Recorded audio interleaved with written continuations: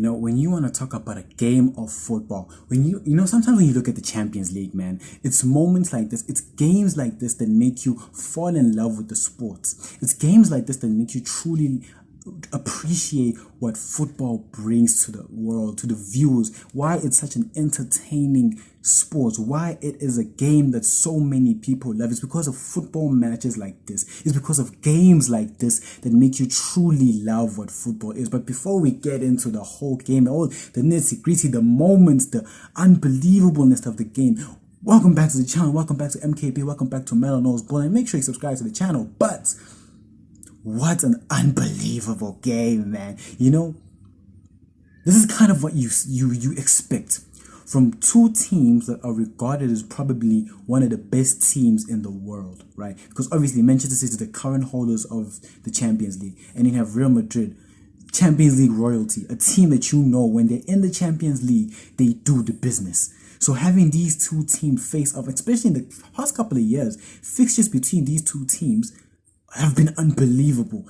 Whether it's complete domination from one team, the game we saw last year where City at the Etihad completely dominated Real Madrid, beating them 4-0, just complete domination. Or when you have it to a point where you think City were able to dominate the team in the first leg, but then you go to the Santiago Bernabeu and then you see Real Madrid do that remontada against Manchester City and winning it in the final seconds of the game.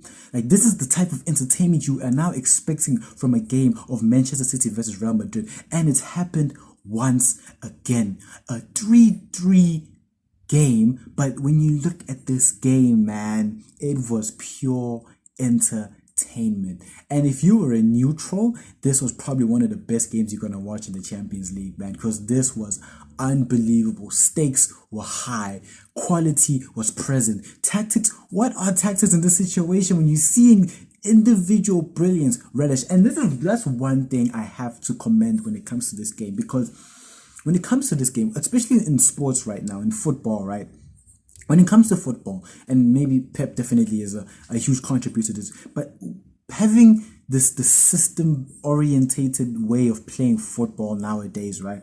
Everyone just having these systems, everyone's just a cog in the machine, this way of football operating, right? When you look at how things are now, football doesn't really have games like this anymore. Everything is so systematic. Everything is like a chess game now. But then when you have a game like this, when tactics essentially get thrown out the window, and then you have the orchestrators that are the players perform on the pitch the way that these guys were performing, man.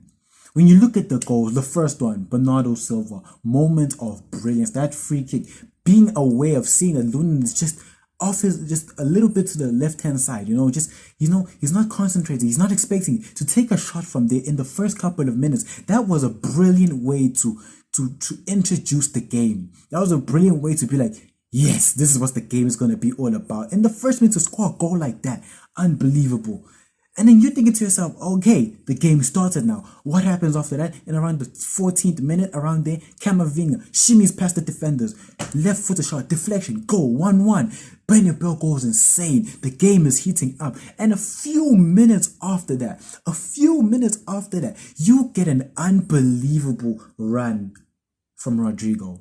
Unbelievable. Firstly, the pass from Vinicius Jr. again. Like, everything here just shows this was just moments of brilliance, individual quality from players, because that pass from Vinicius Jr. to give it to Rodrigo, and Rodrigo to run the way that he ran, and having people like Akanji and Ruben Diaz chasing him down, to have the composure to just slip that ball underneath I think Akanji's feet, and to find the bottom corner, just placing it into the bottom corner, quality, unbelievable. And at this point, again, you guys already know I'm a City fan, so Watching that happen, I'm stressed. I am stressed because how can this just happen in like in 2 minutes? I mean, the Bernabeu, we all know the Bernabeu is a magical place. We know that these type of things happen, right? So in my head, I'm thinking to myself, oh my God, what's going to happen now? And Kevin De Bruyne is on the bench. I couldn't believe that he's on the bench. And I'm thinking to myself, what's going to happen now? What are we going to do now? Because at this point, Madrid was cooking us. They were creating chances over and over again. They were exposing the fact that we didn't have that recovery pace and Kyle Walker on the right-hand side. They just kept going and going and going. And in my head, I am thinking to myself, this is not going to end well for if this keeps going on the way that it's going. If we don't have someone to step up again for us, to do something, to create something out of nothing, then this game is not going to end well for us. And as I say that, the way he's been doing it for this season, over and over and over again, Phil Foden, what an unbelievable strike for him to make it 2-2. What an unbelievable, again, this is what I'm talking about in this game. Moments of brilliance, sheer quality, left foot. And we've seen him do it so many times already this season. That left foot, curler, top corner. The keeper could do absolutely nothing about that. It was quality. Again, Phil Foden showing us why he's the best player for Manchester City this season. Again, and doing that at the Bernabeu just shows the quality of this player, man.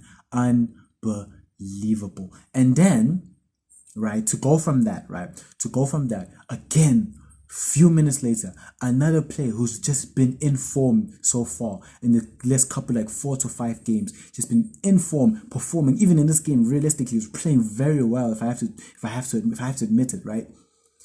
Cavadio, and we've seen him so many times this season try that, just cutting inside from and shooting. We've seen him try that so many times this season, and for him to be able to do that again in such a crucial game, in such a big game, to score that screamer again, the goalkeeper could do absolutely nothing about that because that was just sheer brilliance, sheer quality. Absolutely nothing could be done about that.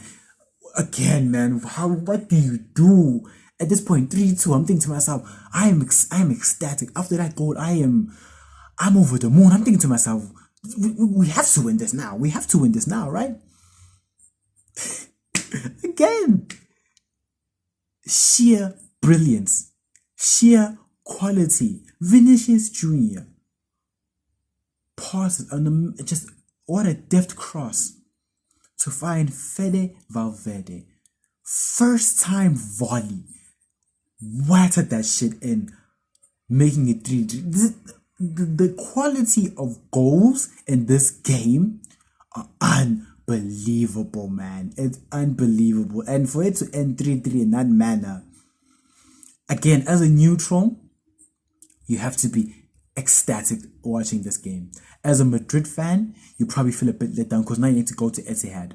And as a City fan, I'm feeling a bit more confident now because we're going to Etihad and I'm a lot more confident in Etihad that we can get the job done. So hopefully that happens, of course, but this game just shows. When we talk about Real Madrid and Manchester City, these are the two best teams in the world, man. And in games like this, where tactics completely flew out the window and individual brilliance is what shone. Like, you see, again, I'm going to say it again, the likes of Bernardo Silva scoring that goal that he scored. Camavinga, yes, it was deflected, but you have to take the attempt. You have to try. And he did it. And he scored an unbelievable goal. And then after that, Rodrigo, solo run, going past Akanji and Ruben Diaz to use complete composure to place that ball into the bottom corner. Phil Foden, an unbelievable screamer for him, something he's been doing this whole season, right? Cavadio to score his first goal for Manchester City in the quarterfinal of the Champions League at the Bernabeu, to score that goal for your first goal for Manchester City, to score a screamer like that, to make Manchester City go through 3-2 up, and then Fede Valverde to score that screamer. That is where you realize that sometimes you just need to let players be players. Let quality shine through. Because when you do that, you get games like this, entertaining games, end-to-end football, because this game was pure entertainment. This is why we love the sports, man. This is why football is the greatest sport on the planet, because of games like this. Oh my god, man. Oh my god. So honestly, this is just a draining game. It was an amazing game. It was a brilliant game to watch. So, but hopefully now with us going to Etihad, I'm hoping that Manchester City can get the job done, because, like I said, I'm a lot more confident there. And obviously, even Chouameni is going to be missing. He's going to be missing for the game. And even if you look at the players, I don't particularly think that anyone really had a bad game. Besides maybe like someone like Haaland, because Haaland, to be honest, even then he was battling with Rudiger the whole game. I thought Foden was decent because obviously he got the goal. I thought Jack Grealish was brilliant. I thought he was playing unbelievably. Even the likes of Toni Kroos were playing like a 24-year-old again. Like Toni Kroos was playing like he was back in his prime, even though this man has been in his prime for so many years. But he was playing out of his shoes, man. Even when Luka Modric came in, the amount of threatening passes that man made was unbelievable, man. Like, the defenses for both teams, maybe you can argue, could have done better, but even then, like, again, Rudiger, the way he was able to shut down Erling Haaland, you gotta give him credit for that. Jude Bellingham, as much as maybe in terms of the final third, he wasn't very good, but I thought the way he was winning the balls in the middle, the way he was fighting for every challenge, there were times when he would just dribble past situations. He had those deft little passes, those Zidane-esque, people would even say, types of passes at times. But maybe there wasn't his best game, but he had his moments. Camavinga even had his moments. Vinicius Jr., I thought he had a very good game too. Like I can't even say people had bad games, because the amount of brilliance that shone through this game just showed the quality that was on the pitch, man.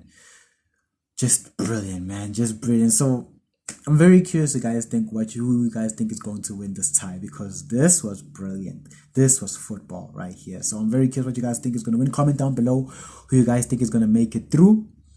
And yeah, man, hit that bell for any post notifications, like this video and everything, and subscribe to the channel. And yeah, man, we out.